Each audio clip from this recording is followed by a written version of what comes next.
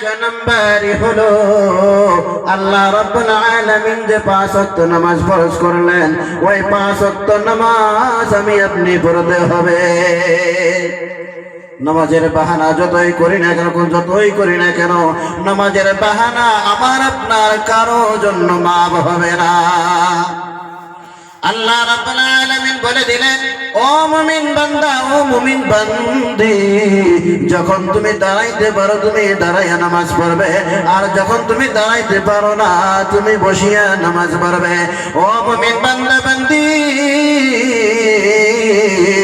যখন তুমি বসিয়াও নামাজ পড়তে পারো না, মুমিন বান্দা বান্দি, তখন তুমি ইশারা করে নামাজ পড়বে। যখন আমি আপনি 5 ওয়াক্ত নামাজ পড়বো, আমার মা বোনেরা, আমার আপনার জন্য আল্লাহ রাব্বুল আলামিনের 8টি জান্নাতের দরওয়াজা দিয়ে যে কোনো একটি দিয়ে প্রবেশ করতে পারবো। 2 নাম্বার হইতেছে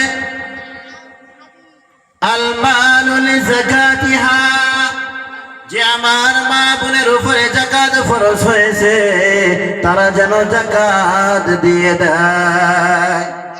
যদি আমি আপনি এখন হিসাবের খাতা নিয়ে বসিয়া যাই, বহুত মা বোনদের গড্রেজের ভিতরে যতগুলি কাপড় রয়েছে, যদি কাপড় হিসাব করা যায় যাকাত আসিয়া যায়।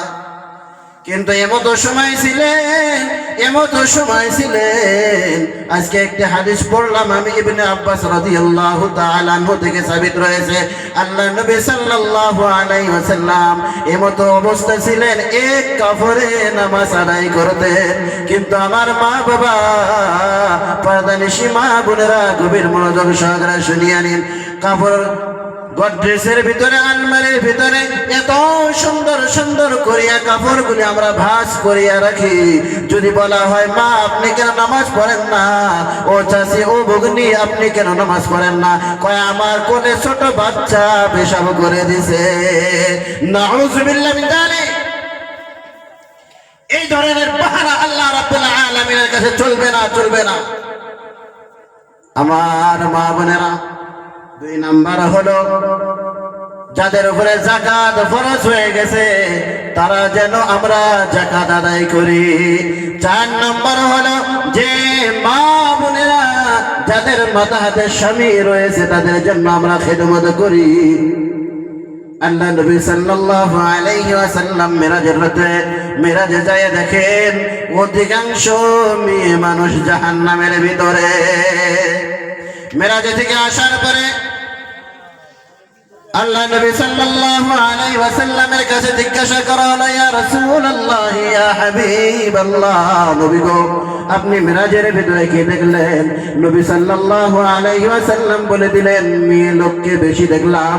কারণ কি আমি শর্টকাটে বলতেছি।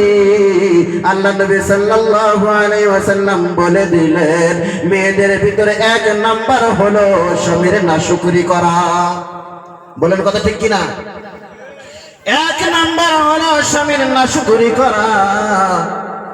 2 নাম্বার হলো আন্নামিমা, চগলখুরি করা। 2 থেকে 3টে মেয়ে মানুষ যখন এক জায়গায় হয়ে গেছে বন্ধু, ওই মেয়েটির ভিতরে গীবত আরম্ভ হয়ে যায়। আমার মা বোনেরা, করজোরে অনুরোধ জানাই, যাদের স্বামী রয়েছে তাদেরকে খেদমত করুন, আর যারা গীবত করেছেন তারা গীবত থেকে তওবা করুন।